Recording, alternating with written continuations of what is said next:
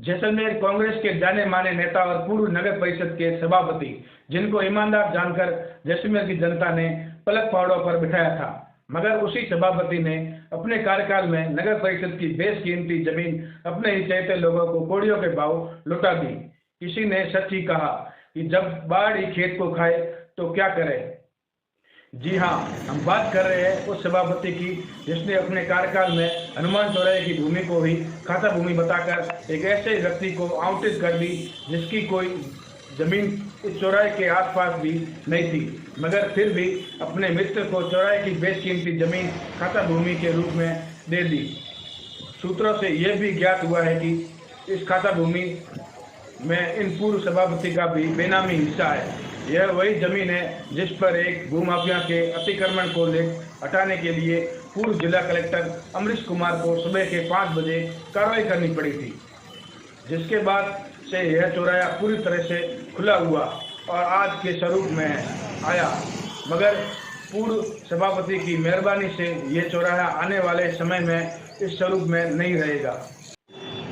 इस सभापति ने अपने कार्यकाल में एयरपोर्ट चौराहे पर स्थित जमीन का भी बड़ा खेल किया था। चौराहे पर स्थित एक खसरे की भूमि अपने चहेते के मार्फत मालदार पार्टियों को बिना मालिकाना हक के बिकवा दी और उनके नामांतरण भी खोले, जिसकी शिकायत होने पर तत्कालीन जांच अधिकारी ने इन सभापति को दोषी माना और तत्कालीन जिला कलेक्टर ने इन सभापति पर मुकदमा दर्ज करने के आदेश भी दिए, मगर ये महाशाह अपने रसूख के चलते अभी तक बचे हुए हैं। सूत्र ये भी बताते हैं कि एयरफोर्स की जमीन में भी इस सभापति की हिस्सेदारी है। इन महोदय ने अपने कार्यकाल में कई बेनामी संपत्तियां बनाई जो कि जांच की विषय है। इनके शहर में कई मकान और होटलें हैं जिनकी जांच हो जाए तो पूरा सत्य जनता के सामने आ सकता है। हमारी टीम इस मामले में जल्द दस्तावेजों सहित माननीय न्यायालय की शरण लेगी।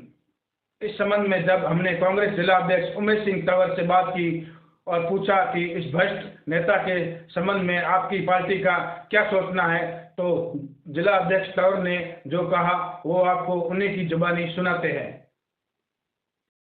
देखिए, कोई भी व्यक्ति किसी पद पर रहता है तो उनकी जिम्मेदारी है कि वो पारदर्शिता से और बहुत ही साफ सुथरे तरीके से काम करे।